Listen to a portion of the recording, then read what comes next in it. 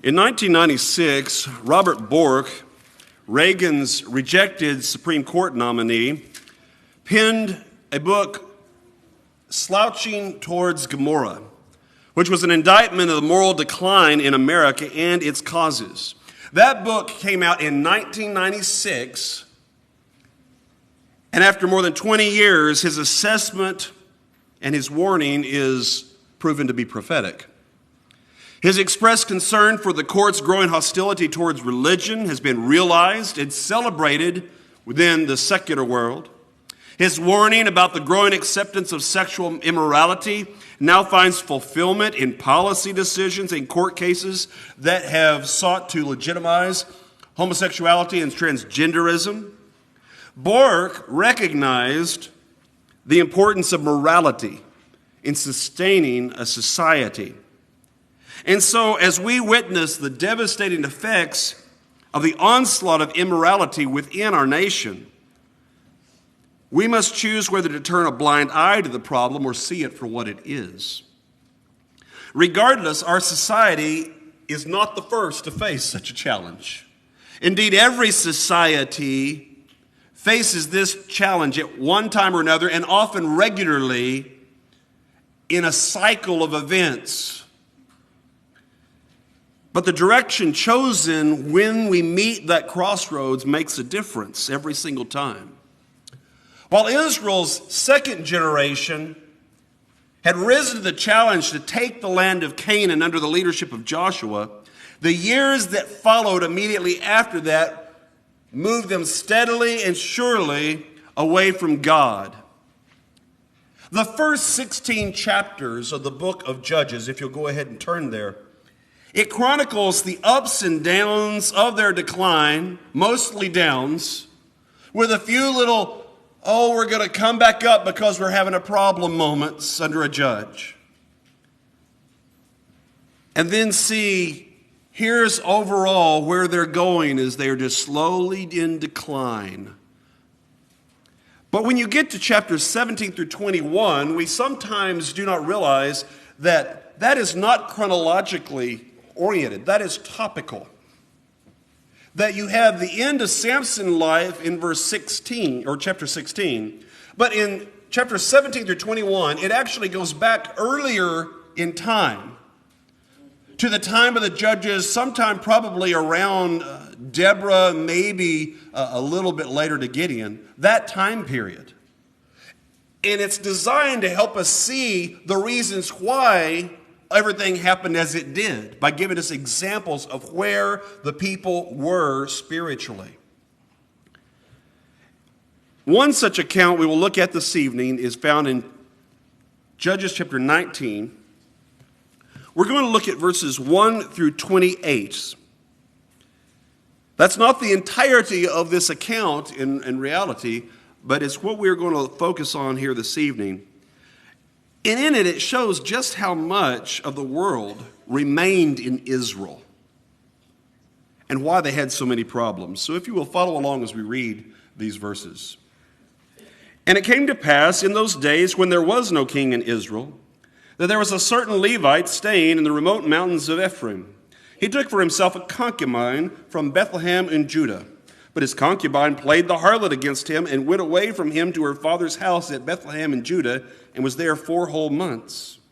Then her husband arose and went after her to speak kindly to her and bring her back, having his servant and a couple of donkeys with him. So she brought him into her father's house, and when the father of the young woman saw him, she was glad to meet him. Now his father-in-law, the young woman's father, detained him, and he stayed with him 3 days, so they ate and drank and lodged there.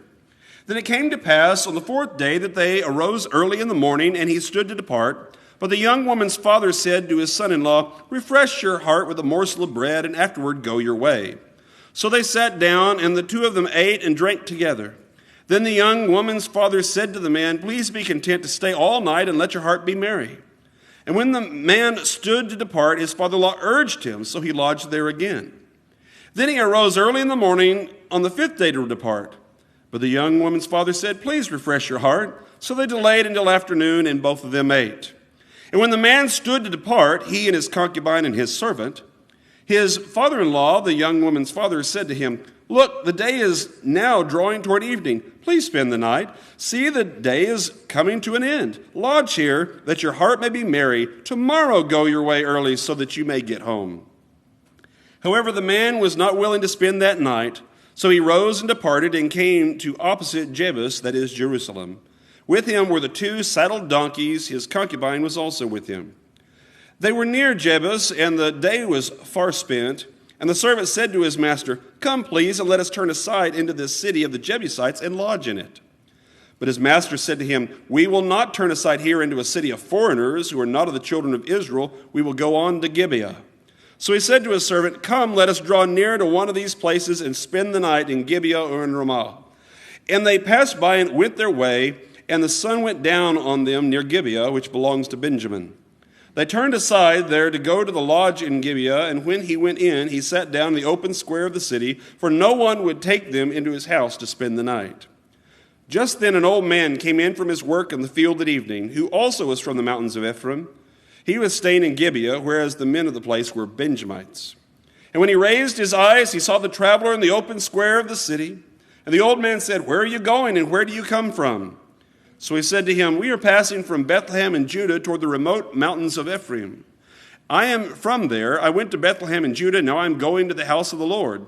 There is no one who will take me into his house. Although we have both straw and fodder for our donkeys and bread and wine for myself, for your female servant, and for the young man who is with your servant, there is no lack of anything." And the old man said, "Peace be with you. However, let all your needs be my responsibility. Only do not spend the night in the open square." So he brought him into his house and gave fodder to the donkeys, and they washed their feet and ate and drank. As they were enjoying themselves, suddenly certain men of the city, perverted men, surrounded the house and beat on the door. They spoke to the master of the house, the old man, saying, "Bring out the man who came to your house, that we may know him carnally." But the master of the house, went out to them and said to them, "No, my brethren, I beg you, do not act so wickedly. Seeing this man has come into my house, do not commit this outrage. Look, here is my virgin daughter and the man's concubine. Let me bring them out now. Humble them and do with them as you please, but to this man do not do such a vile thing." But the men would not heed him. So the man took his concubine and brought her out to them, and they knew her and abused her all night until morning. And when the day began to break, they let her go. Then the woman came as the day was dawning and fell down at the door of the man's house where her master was till it was light. When her master arose in the morning and opened the doors of the house and went out to go his way, there was his concubine fallen at the door of the house with her hands on the threshold. And he said to her, "Get up and let us be going." But there was no answer. So the man lifted her onto the donkey, and the man got up and went to his place.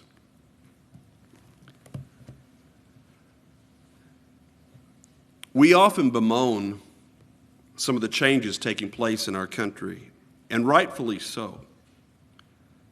But until we understand how all of these things contribute to the breakdown of society as a whole, we're going to continue to be surprised at things that happen instead of motivated to speak up, stand up, and try to do something about it. As we look through this reading, we're going to notice several principles about society as a general rule.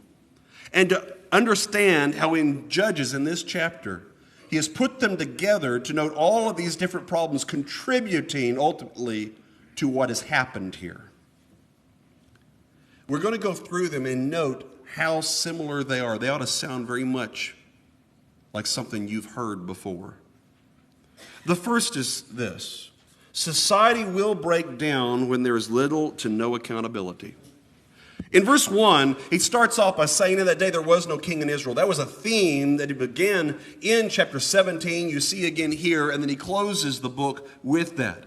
The core idea is that there was no one else overall to enforce them in what they were going to do. In John 12, verse 48, Jesus says, "He that rejecteth me and receiveth not my words hath one to judge him. The word that I have spoken shall judge him in that last day."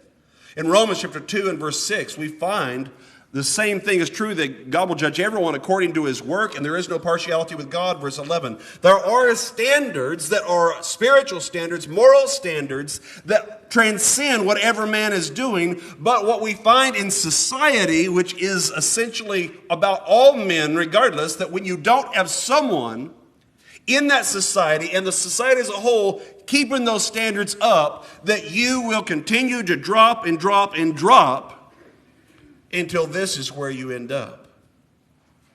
Over the last several years, not only has religious interest dipped and slipped throughout America, but many religious groups have completely abandoned any sense of upholding moral standards. As a whole, that stand for morality in the country is continuing to go down and down, and it shows. In which we find more and more people that are simply making compromises when it comes to the lust of the flesh, thus the lust of the eyes, the pride of life, 1 John chapter 2 and verse 16, where this is what people just expect, and we end up with arguments saying people are going to do it anyway. Where does that stop? If that applies to this verse, people are going to do it anyway. Where do you end up? When people have no spiritual accountability to restrain them to moral standards, they fall back on the mores of society. What does society do to hold us back? When the mores of society then decline, they fall back to the standards of government and what the law says at its very basic, primitive notion. Here is what is our morality. And when the government then fails to hold people accountable for their morality, society soon begins to fall apart completely. This is why more than ever we must uphold divine standards for ourselves, for our children, and for one another. Or we're going to become just like the world that brings such shame. In John 17, verse 17, Jesus says, "Sanctify them through thy truth. Thy word is truth." If we do not keep the high standard of God, of truth, always firmly in place, then we not only are going to suffer ourselves, but we cannot be a light to a world that needs that high standard placed before them so desperately. Second thing, society will break down when marriage is not respected. In verses 2 through 4, you can note and see the situation that they were in. And there are really three main problems I want us to note all around this principle. In Matthew chapter 19, verse 6, it says, "What God hath joined together, let not man put asunder." A high view and respect of what marriage should be and what God designed it to be.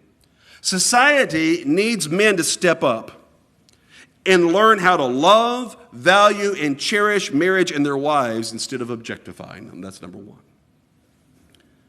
You notice the very nature of it. We won't get into the whole nature of a concubine, but the very core aspect of that is not marriage as it should be. Ephesians 5, verse 25, "Husbands, love your wives, even as Christ also loved the church and gave himself for it." We find society breaking down, and what do you find? Absent fathers. They don't even know to have a role model because dad's not there. Dad isn't dad. And so it falls on somebody else who can't be there all the time. And it falls on public figures, and it falls on sports figures who themselves are not good role models for the most part. Society doesn't have good fathers as a rule. And you end up with all these problems coming in because of also men falling prey to all the things that they say they don't want in regards to their wives, but they're falling prey to pornography. They're falling prey to treating their wives as something other than someone special in a relationship that is God designed. And you see it all the time in society. We also need women who value marriage and their own purity, both before and after marriage. What does she do? She goes out and plays the harlot. 1 Corinthians 6, verse 18, flee fornication. Quite very different when you turn to Ephesians 5, verse 22. Wives, submit yourselves to your own husbands as to the Lord. To have a respect for that relationship and what you have in it, instead of acting like it's no big deal. The more we have in which marriage is treated as no big deal, it's no wonder then that you've got so much confusion among the children growing up. They don't know what a home is. Because mom and dad aren't really doing a good job showing it to them. There's not love, there are not roles, there is not care, and there certainly is not God. This world desperately needs parents who themselves teach their children the biblical view of marriage instead of selfishly seeking their own interest and interfering. That's something else. Did you notice where the problem comes in next? It's dad. It's the father-in-law. She runs home to dad. Dad encourages her to run home to dad and then tries to keep the man there when he's there. Why? Because someone didn't leave and cleave. And dad didn't let go. Genesis 2, verse 24, therefore a man shall leave his father and mother and shall cleave unto his wife. The two shall become one flesh. All this creates instability in children's lives. If you want to do the research, go ahead and look at some of the scientific studies demonstrating this, and yet we continue in society to encourage behavior that is destructive to society. Thirdly, society will decay and break down when ease and comfort distract people from their purpose. Verses 5 through 9. Here we find everything's great and they're just doing nothing. We're enjoying ourselves, and everyone needs to be able to have time to do that. But notice what the end problem was. Is the man was so weak-willed in deciding what to do of why he originally went down there. He didn't go down there to be entertained. But that ended up being what dominated him. And when he finally decides to leave, it's only after yet more entertaining, which caused him to leave late, which put him in the situation that he found himself in Gibeah. We have so many things to make our lives easy and convenient that we have come to expect everything to be equally easy and convenient, including our morality and our Christianity. It's got to be easy. It's got to be easier. We don't have time for it. It's got to be easy or I can't do that. And so as a result, we have in many ways in society given up on doing hard things. And the hard things are those things that are usually the most worth doing. Parents do not expect their children to do chores because that would take their time, attention, and effort parenting. Despite that's what's best for the kids. Students expect grades to be given, not earned. And guess who's taught them that? Well, some teachers, parents, government. It's really sad to watch in college a child thinking that because they're enrolled that they're entitled to a passing grade, when that's all they've done was enroll. We have teenagers shying away from jobs because they are beneath them. Like what? I'm not pointing them specifically, but in society, what job is beneath you? You're at the bottom. You're just starting. 1 Timothy 4, verse 12, the whole key there is, let no man despise your youth. How? By the way in which you behave. Not everyone ought to look up to me because, hey, I'm young and I've got fresh ideas. There's some of us that are old, we still have fresh ideas too. Plus, we have experience. And we've experienced having fresh ideas. So that's we get distracted so easily. Computer doesn't load as fast as I want it to load. Something's not working right. That projector, I turn it on and off because I'm expecting it to come on right when I hit the switch. Rather than seeking to be productive citizens, we have many who are content to be consumer citizens. Because their primary purpose is to live at the expense of everyone around them. And that can take a number of forms. You're probably thinking of only one or two. But where we let's make it real simple. Is it really that hard to return your shopping cart to the corral, people? Someone's got to do it. But we're too lazy to take it back. And that's just one symptom of how it is far more pervasive a problem of entitlement than what we often like to believe. 2 Thessalonians chapter 3, verse 10, the principle there of a man does not work, neither should he eat. We need to recognize there's an expectation for us in society. People somehow have come to think that their employer owes them a paycheck regardless of whether they come to work. That is a sign, all of these, of a dying society. Number 4, society will decay when selfishness replaces loving your neighbor. Oh, what do we find when we get down here and they are looking for a place and they're traveling? We find people that don't have time for them, that aren't going to open up their homes, are not going to take care of them in any way. Quite to the contrary. They have everything they need except for a place to stay, and no one wants to have anything to do with them. And yet, they all know it's dangerous for them to be out. Romans 13, verse 8 says, "Oh man, no man anything but to love one another." We've got to make sure that we are not selfishly doing things when we ought to be loving people. Racial division in this country remains a problem in society. And it's essential we don't let that bleed over into our thinking. I don't care what race you're talking about, don't let it bleed over. Galatians 3, verse 28. Now I know he's talking specifically about within the body of Christ, of what you gain. There is neither Jew nor Greek, bond nor free, male nor female, for you're all one in Christ. But you know what? To get to that point, you have to think that way before they become Christians.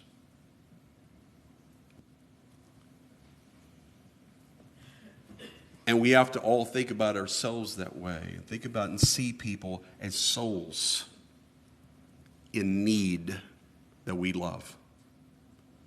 The person who is, you don't know, that dresses funny to your way of thinking, they still need your love. They still are going to need your care, and they're still going to need the gospel that you know. There are plenty of con men out there trying to take advantage of this system. I've seen plenty myself. But that does not give us an excuse to not help anybody and to end up cutting off our hearts to where we don't have room to be giving to people and helping them. James chapter 2, verses 15 through 17, that is the example given of where you reach the point of where you don't really think you have to do anything with your Christianity. You just it's just a belief. You're not going to help people. We're going to make rules about that, about who is worthy. Now, we don't need to be giving help to somebody when we know what they're doing with it is sinful. We don't need to do anything that encourages that. We sure need to be willing to help people in their needs, as he states them then. What are they? They're naked. They're poorly clothed. So what do? You get them something that clothes them. They don't have a meal. Get them a meal now. Sometimes that's where you find somebody. They don't really want either one of those things. If that's a need, if that's a real need, let's meet it. We often act like we don't have time for others. If we don't have time for others, especially those in need, then we're spending too much time thinking about ourselves. Galatians chapter 6, verse 10, "As you therefore have opportunity, let us do good unto all men, especially those of the household of faith." Until we address these issues as a society, we will continue to slide down morally. Fifthly, society will decay when lawlessness is expected and accepted. Verses 20 and 21. What do we find going on? The old man said, "Peace be with you. However, let all your needs be my responsibility. Only do not spend the night in the open square." That's an important term. So he brought them into his house and gave fodder for the donkeys, and they washed their feet and ate and drank. Why did he not want them to spend the night in the open square? He knew what the people were like and what to expect. Society has reached a low point where you can see what's going on and predict bad behavior so obviously. 1 John 3, verse 4, the nature of sin itself is, he says there, lawlessness.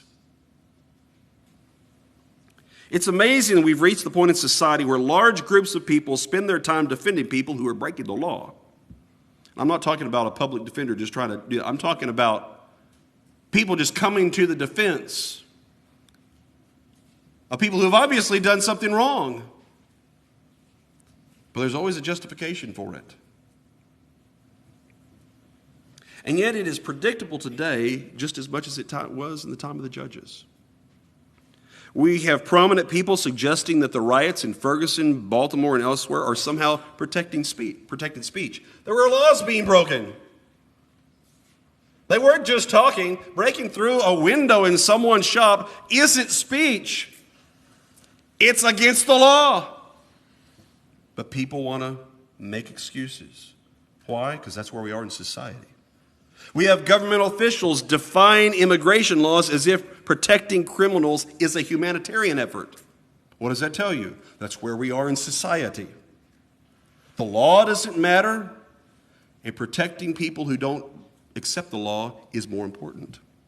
We have lawyers arguing that a teenager who kills 4 people is the victim because he grew up in a wealthy home. I'm still trying to figure out that logic. When any excuse is accepted, lawlessness is to be expected. If we as society are going to give excuses ready-made to people breaking the law, you know what you can expect? A lot more people breaking the law.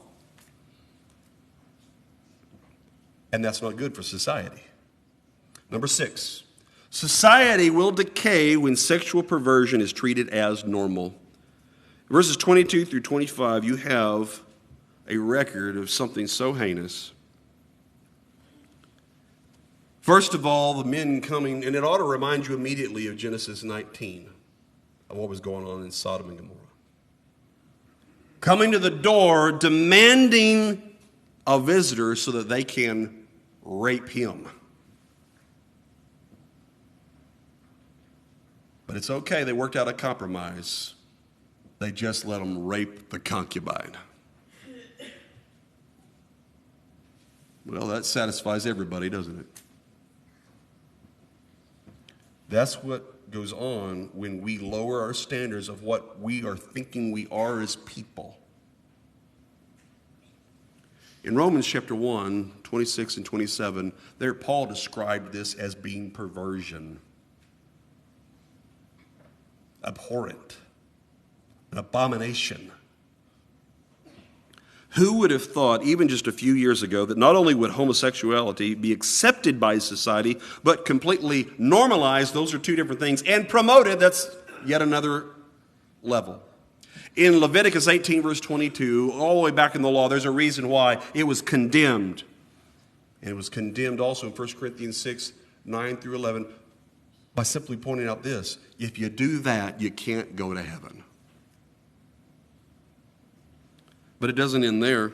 Transgenderism has become the new wave of perversion, which denies, number one, biology, and it encourages mental illness. But that's what's going on here. What are we doing? We are justifying whatever people do, even if it's bad for them. Deuteronomy 22, verse 5 addresses that. Bestiality may still be rare, but it is happening even here. You know, when you got someone that wants to marry his horse, you got a problem in your society. If it's one person. Leviticus 18, verse 23. Pedophilia is now pushing for acceptance. And you're thinking to yourself, that'll never happen. Go back and review points 1, 2, and 3 of what you thought would happen. And they're pushing for this acceptance because that's how perversion works. Sin keeps pushing down further and further and further until the lowest of the low of sin is accepted by a society. And they who do such things shall not enter the kingdom of heaven, Galatians chapter 5, verses 19 through 21. But here's the thing, my friends, let's not forget this. The first step was the acceptance of fornication as a lifestyle in society. We started down the path a long time ago. Flee youthful lusts. 2 Timothy chapter 2, verse 22. Until we put the line back where God put it, we're going to continue to spiral downward. Not only in this country, but in the church. When you have no standards, you have no basis for lodging any objection. It's why really today, the only kind of thing that you're allowed to do is you can't be a hypocrite.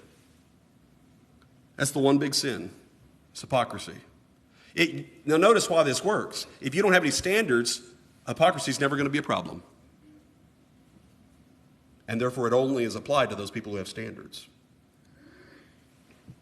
And that's where many in this country are today. Number 7. Society will decay when people do not value life. And I'm not just talking about the people who gang raped this woman, but the callousness showed by the man himself. Can you imagine? You walk out after sending her out there, and you know what it's about. She's lying, not moving, on the threshold. You open the door and tell her to get up.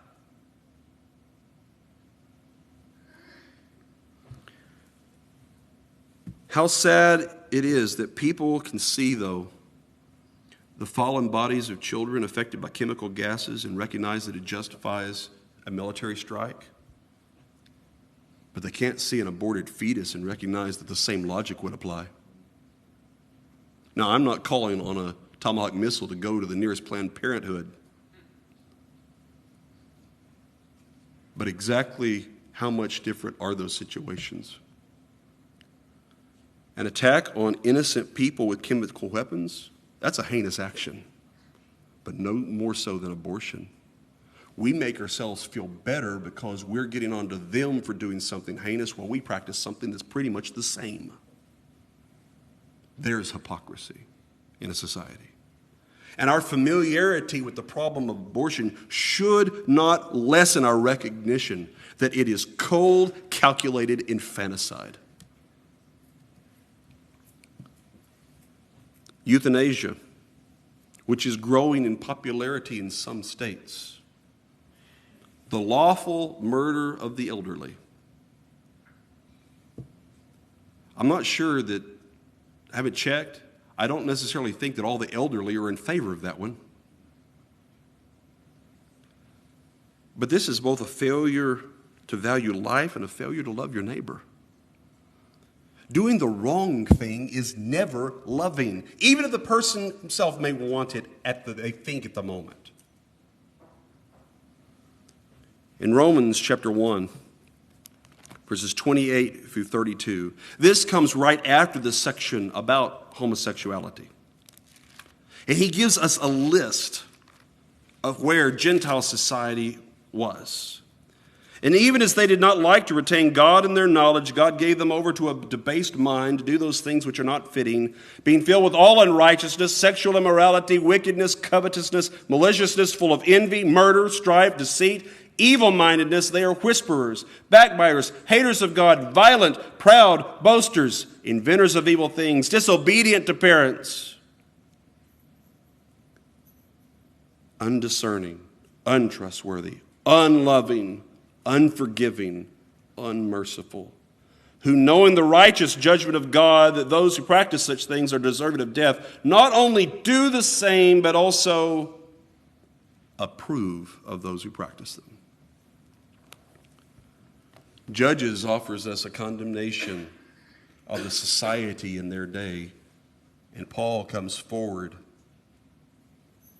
a little more than 1,000 years later to do the same. With moral failures so deep, should it really surprise us that Israel soon would clamor to be even more like the pagan nations around them? Because that's what they would do. It should surprise no one then that people in our own country, including those sitting on the Supreme Court, often point with approval to the various nations that are happily meandering along, celebrating their ungodliness, and says, that's what we need to be more like. Don't think that's not done without purpose. My friends, if we were slouching towards Gomorrah 20 years ago, I think it's safe to say that by now, America as a whole has set up shop in Sodom. But if you find it easy to see all these problems, I suggest we need to consider one more thing. All of this occurred within and among God's people, Israel. And within God's people today, the church, we have all of these problems to some degree, at least in the early stages. It's therefore essential that we address these things immediately and take a spiritual stand, not just a political one. Political stands aren't that hard. You'll find plenty of people that agree the spiritual stand, that's a lot tougher. We must not only preach accountability, we must practice accountability. We must not only talk about people respecting God's institution of marriage, we must refuse to accept the compromises and excuses that so many Christians now give in order to be more like the world. We must not only pay lip service, diligence, and work in the kingdom, we must make it our clear purpose and priority. We must not only quote, love thy neighbor, but also live it, beginning but not ending right here. We must not only object to lawlessness, but promote the existence of absolute standards. We must not only decry the normalization of sexual perversion, we must promote sexual purity. We must not only condemn the culture of death that's so calloused our society, we must show in everything that we do that we value life. Now, if this lesson has seemed like a political rant to you, I am sorry, it is not. If anything, it is a spiritual rant. Because the problems in our society are not political. They are spiritual. And until we address them as such, we're going to be doomed as a society. Because we're going to have all those signs that took Israel down and down and down. And it took a monarchy to solve it, temporarily. But more than that, until we address all of these as God's people, we're going to lose all credibility. Not only as a spiritual voice in society, but we lose credibility in heaven too. If we're not willing to put God's message and God's standards and God's way of living, of what He upholds, out on display for others, what is there for anyone to think we are associated with the God of heaven? This is why we exist. We have a role and a responsibility as God's people, not just to be saved, but to act like the saved. Not just to thank God for all He's done for us and love Him, but to do His will as people who love Him. Oh, it'd be nice if some things would change in society. But also remember this: Rome was worse. We're getting there. But Rome, when Christianity began on Pentecost, was already worse than where we are right now. And the church flourished. Why? Because people knew they were lost and they wanted to be saved. They knew they did not have anything in life, and yet they were offered hope. And that's what we need to do too. Remember, society can be an ugly place, but the church should be a beautiful place. Because it is, as one of our writers has said, it's just the vestibule of heaven. This is a place we come so we can enter into something even greater. You may not have seen all these problems going on. You may not have realized how related they all are. But I hope you'll think about it because of what happened in the book of Judges. That's God's word giving us a warning. That's really the entire purpose overall of the book of Judges. Not just to give us a bridge in history, it's to show us what happens when society neglects God. But let's realize one thing, and then we'll close. You cannot wave a magic wand and make society stop neglecting God. You cannot do something and convince everyone to change, be dedicated to doing what's right. You're not expected to. But you are expected to make sure you aren't neglecting God, that you aren't letting your standards drop, that you're living for Him. That you can do. If we're all doing it, the church will be doing it. If the church is doing it, we will be a light to a world that needs us. But if we're not, all those 7 things that destroy society, it'll destroy the church faster. My friends, if you've never obeyed the gospel to become His by being immersed in water for the remission of your sins, we plead with you to do so. But my friends, most of who I see here are Christians. Do we want the church to be what God wanted it to be, or we want it to just drift along with wherever the world is, because that's an ugly place? We can't be a light if we put out the light. We cannot in any way help people if we throw the salt away ourselves. We have to shine.